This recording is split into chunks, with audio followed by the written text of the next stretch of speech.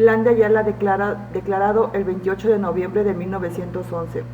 Los propósitos que hemos formulado para acabar con la tiranía que nos oprime y redimir a la patria de las dictaduras que nos imponen, las cuales quedan determinadas en el siguiente plan. Se desconoce como jefe de la revolución al ser Francisco I. Madero y como presidente de la República, procurando derrocamiento de este funcionario.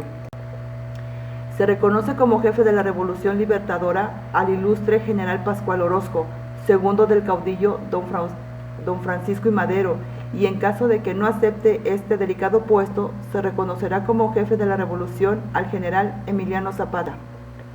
La Junta Revolucionaria del Estado de Morelos manifiesta a la nación bajo protesta que hace suyo el Plan de San Luis, con las adiciones que a continuación se expresan en beneficio de los pueblos oprimidos, y se hará defensora de los principios que defiende hasta vencer o morir. La Junta Revolucionaria del Estado de Morelos no admitirá transiciones ni componendas políticas hasta no conseguir el derrocamiento de los elementos dictatoriales de Porfirio Díaz y don Francisco I. Madero. Invocamos hacer constar que los terrenos, montes y aguas que hayan usurpado los hacendados, científicos o caciques a la sombra de la tiranía y de la justicia venal, entrarán en posesión de estos bienes inmuebles, desde luego, los pueblos o ciudadanos que tengan sus títulos correspondientes de esas propiedades. Los pueblos y ciudadanos mexicanos no son más dueños que del terreno que pisan. Por esta causa se expropiarán, previa indemnización de la tercera parte de esos monopolios a los poderosos propietarios de ellas.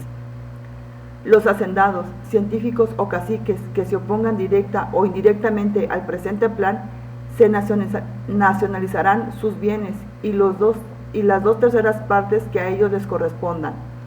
Para ejecutar los procedimientos respecto a los bienes antes mencionados, se aplicarán leyes de desmortización según convengan. Los jefes militares insurgentes de la República, que se levantaron con las armas en la mano a la voz de don Francisco I. Madero para defender el Plan de San Luis, y que ahora se opongan con fuerza armada al presente plan, se juzgarán traidores a la causa que defendieron y a la patria. Los gastos de guerra serán tomados conforme a lo que prescribe el artículo 11 del Plan de San Luis Potosí, y todos los procedimientos empleados en la revolución que emprenderemos será conforme a la instrucción que determina el mencionado plan. Una vez triunfada la revolución que hemos llevado a la vía de la realidad, una junta de los principales jefes revolucionarios de los distintos estados nombrará o designará un presidente interino de la República. Pueblo mexicano, apoyad con las armas en la mano este plan y haréis la prosperidad y bienestar de la patria. Discurso de Luis Cabrera, 3 de diciembre de 1912. Ideas de Luis Cabrera ante el problema agrario. Reformas agrarias. La creación y protección de la pequeña propiedad agraria es un problema de alta importancia para garantizar a los pequeños terratenientes contra los grandes propietarios. Para esto es urgente emprender en todo el país una serie de reformas encaminadas a poner sobre un pie de igualdad ante el impuesto y a la grande y a la pequeña propiedad rural privada.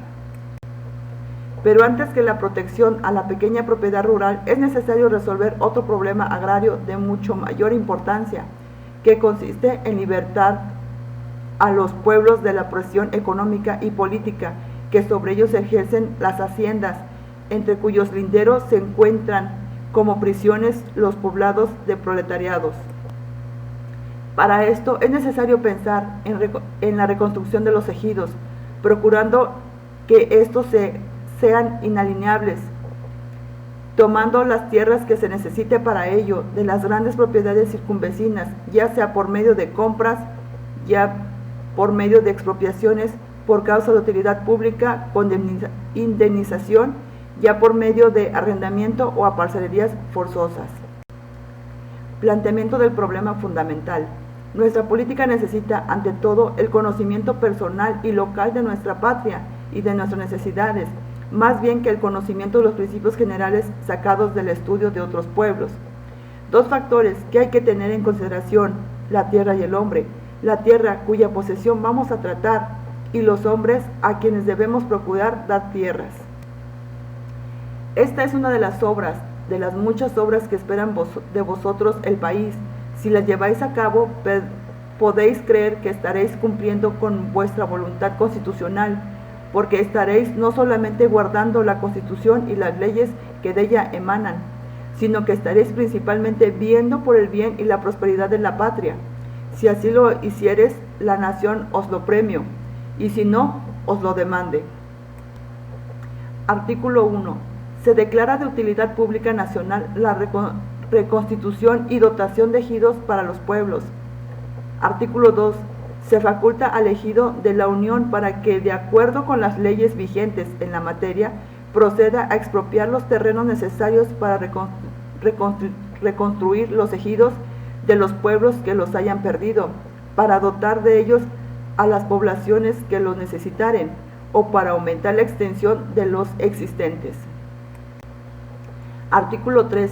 Las expropiaciones que se efectuarán por el gobierno federal, de acuerdo con los gobiernos de los estados, de acuerdo con los ayuntamientos de los pueblos de cuyos ejidos se trate, para resolver la necesidad de la reconstitución o dotación y sobre la extensión, identificación y localización de los ejidos. La reconstitución de ejidos se hará hasta donde sea posible en los terrenos que hubiesen constituido anteriormente dichos ejidos. Artículo 4.